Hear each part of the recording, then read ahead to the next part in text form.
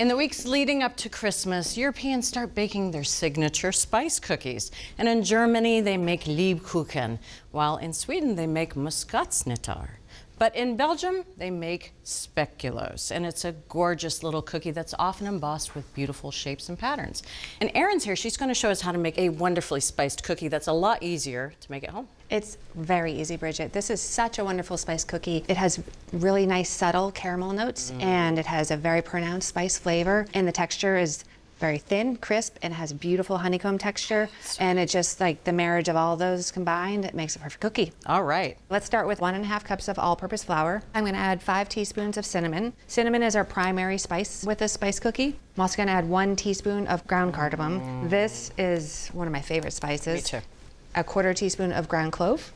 A 1/4 teaspoon of baking powder. It's gonna create an open crumb and nice texture. And we're also gonna add a 1/4 teaspoon of baking soda and a 1/4 teaspoon of salt. All right. Okay, so we're just gonna whisk this together.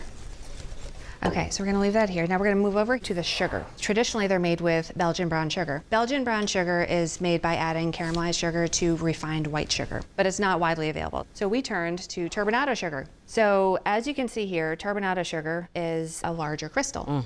The cookies were too granular. It was not right. So I turned to the food processor. I'm gonna add 3/4 of a cup of turbinado sugar.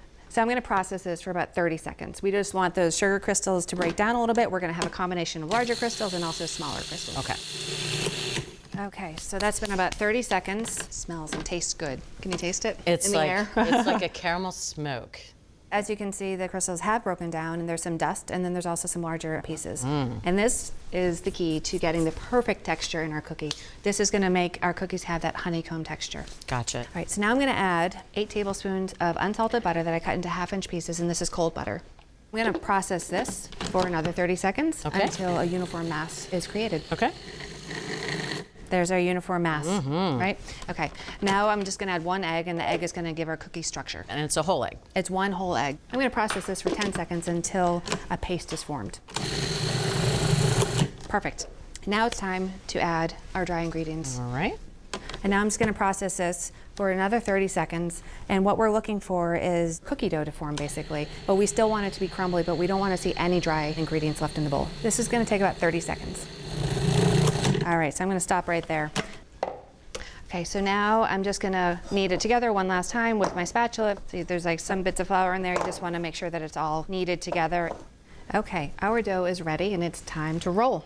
All right, but I don't think we're using this. This is an authentic Speculoos rolling pin. Now, this is actually a Dutch pin from the Netherlands, and there they call it Speculoos. Same thing, though. But you can see this beautiful pattern. I mentioned before the patterns that are embossed on top of the dough. This is what's used to create that, or they take the dough and they put it in these tiny little molds, and out pops a beautiful design. But we're not making it with this today. We're not. A Speculoos cookie is rectangular in shape. They're very thin, and so in order to make sure that we're gonna yield all of our cookies that are all the same thickness and also the same size, I've created this template. So this is a 10-inch by 12-inch rectangle, and I've also marked along this short side 1¼ inches so that I know that they're gonna be 1¼ inches wide, and at the bottom I've marked every 3 inches so that they're gonna be 3 inches long. Got it. So I then took another piece of parchment paper and I just traced on here, so it was much easier, so I didn't have to do it twice. Gotcha. All right, so I'm gonna put the pencil side down so that the dough does not touch the pencil. I'm just gonna press this into roughly a 6 by 9 inch rectangle. I'm just gonna get it going before we use our rolling pin. So now I'm just gonna line this up, and now I'm just gonna roll this out so that it meets the line. So it's a 10 by 12 inch rectangle. Gotcha. And I'm gonna roll, and I'm also gonna use smearing motions. So these ultimately are gonna be 3/8 of an inch thick. Very thin. Very thin. All right, so now that I'm getting close to the edges, I've gone over there, but I need some more dough here, so I'm gonna kind of like cut and paste my dough from the overhang and just do a little patchwork. I'm feeling pretty good about this. All right. I've gone to the corners. Nice. We are good to go. So now this dough just needs to refrigerate for about 1.5 hours. Okay, Bridget, our dough has chilled for 1.5 hours, and we're ready to cut. Very, very firm. Yep, very firm. It's exactly what we want. Okay, so this is where the lines really come into play here. I'm gonna trim the edges so that it's a 10 by 12 inch rectangle, and these crisscrosses are really gonna help me. I'm using a fluted pastry wheel here. This is gonna give our cookies a nice decorative edge. Pretty. And if you don't have this, you can just use a chef knife. Now I'm just gonna cut my cookies into 1 1/4 inch strips. So this dough, it does warm up pretty quickly, so you wanna be efficient. And that's another reason why it's really good to mark up your parchment ahead of time. Right. You don't want the dough to get too warm too quickly, because then your cookies will bend and not have that nice perfect shape that you want. And now I'm cutting them into 3 inch lengths. Oh, they are beautiful. This makes a great gift. Make a ton of them, fill up some cookie tins, give them to your favorite people. I feel like I'm giving these away.